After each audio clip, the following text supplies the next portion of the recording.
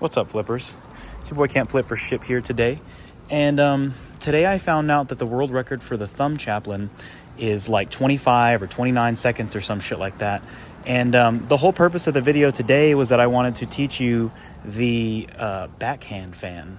And I thought it'd be kind of funny to try to break the record while I'm just giving you some quick prerequisites, because that's about how long I would take to do the prerequisites. So first and foremost, this fanning trick is not easier than any other type of fanning. It's probably the hardest fanning trick compared to choker fan, regular fan, any fan along those lines. Second of all, you need to already know those other fans, because there's a certain feel that a fan has that you're going to want to try to recreate. And so for that, I would say to just do those, you know what I'm saying, and just get good at them before you try or attempt this fan. Secondly, a lighter, more neutral ballast song is always going to be better for fanning tricks, just because you'll come to realize that not having to exude as much force for the same amount of fanning is better for this trick, especially considering that you're in a position where you're kind of compromised, like to where you don't have the ability to leverage yourself as much as you would like to. And so it's not necessarily the same exact thing as another fan where you can really crank it. I find that the backhand fan, you have to really be more precise. And so it's not so much about cranking it or anything along those lines. What else is there? For this fan, there's also a couple ways to do it, which I'll show you both ways. There's the ballast song flipping way that he transfers from halfway across a full choker fan into it. And then there's the way that I do it, where I go underneath with this kind of other type of trick that I'll show you. But the whole purpose of the video is not to learn those. It's just to learn the actual trick itself. I think we broke the record. So let's get right into it. So the first thing is getting into position for it. And you have this right here, right there. That's the ballast song flipping way, right? And then you have that, which is my way. And really, it kind of just depends on which one you prefer, which one you think looks better. I would do them for you right now, but my finger's kind of sore from doing that other style of trick, the thumb chaplain. But all of that aside, this trick itself is one that takes a very long time to learn. I've been flipping now, I think, for like 8 months or something like that. And I've wanted to do a backhand fan for like probably since the first month. So it's going to take some time. It's going to take some getting used to. It's going to take some, it's going to take some learning. But that's enough of talking, and let's get right into the actual tutorial.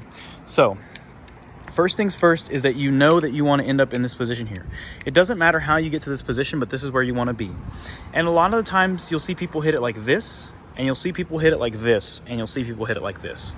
The biggest thing that you need to remember is that you cannot let this handle hit your arm.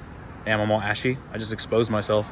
But anyways, so if you have it like this, you can still roll it out and it'll be fine. And if you have it like this, you could still roll it out and you'll be fine. And if you have it like this, you'll be fine. But you have to remember, above everything else, is that the angle cannot line up to where you end up touching your arm. And so a lot of the times people say to do like a revving type of motion to kind of like clear the area so that you would bring it up. But I find that like when you're here in this position, it's more of like a release with the rest of your fingers. And so typically, like, I know the biggest mistake that I made with it was my grip. And so just for the sake of getting this off of the table really quick, is just so that people can know, the backhand fan looks like that. And also too, it's going to come over the top, and it's these two parts on the top spinning like a normal fan would be, like that, except it's on the underside, and you're spinning with these two fingers on the bottom. So what I like to do is have these three fingers here for support. So let's say we're upside down, but this is just so that you can see, right? You have these three fingers here for support, and you have these two fingers are going to be the ones primarily spinning the blade or the handle. And so you have to imagine, like, let's say you're holding a piece of thread, right? And you wanted to spin the piece of thread as best as you could. You do not want these three fingers here to be pressing on it, because if you're pressing on it, it's not going to spin as well. And I know that you're going to have the tendency to want to stabilize the whole thing. Like when you come across here and you feel like these fingers really need to get involved because you want them to be stabilized. But what that's going to cause everything to do is not spin fast enough, and then it's going to fall into your hand like this. And so that's one little thing to kind of go over. Another little tip is that when you're doing this backhand fan, take a second to like learn it when you transfer, because a lot of these transitions really have you doing it fast. Like if you're doing it the balisong flipping way, it would be like this, and then you're right into it, right? And that is like a very, very fast transition. And if you're doing it my way, even my way still does not give you much time. So one thing you'll notice about people that do it, Will Hirsch, me, balisong flipping, is that a lot of the times the trick is not like a flat tabletop. It's not like this. It's actually kind of leaning forward. So if you're watching my hand and you're thinking I'm flipping like this, it's actually kind of like this. It's kind of like out more. So instead of being up like this, how you think, and I roll it out like that, it's actually kind of out more, and I roll it like that. See how much easier it's able to flow? So rather than focusing on trying to lean back like this, focus on trying to lean forward a little, and it'll actually help your rotation a lot. See how easily it rotates? So that's another big tip. And then another thing, and this is the biggest one for me, the biggest thing that I had problems with whenever I was doing the backhand fan was getting my fingers in the right position for the actual fan itself. So you think when you're here that you want to choke up on the lower side so that you can give this top part room to kind of move around. But what will happen is that this will fall and it will drag along your arm. The more space you give to fall, the more it's going to, see how it, look, drops. See how it keeps dropping? Versus if I'm here, choked up more, there's nowhere for it to go. It ramps up. See how it ramps up when I'm twisting it? So that's the opposition. The difference is, like, if you're here, it drops first. If you're here, it ramps up first. And you want it to ramp up so that it can be able to move more freely in your hand. Because if it drops, it's gonna catch on. I'll show you. If it drops, it's gonna, like here, it's gonna catch. And look where it wants to hit. And then it doesn't wanna spin. Versus if you're here, see that? So that's another big tip.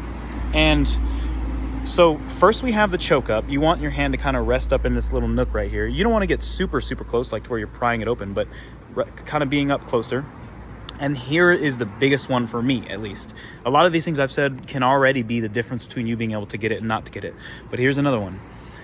When you're spinning, you're not spinning up here if you're choked up. You're spinning close, because you're going to be able to generate a lot more power with your fingers. So instead of being like far up right here and trying to spin this part with these open parts of your fingers, you want to come in.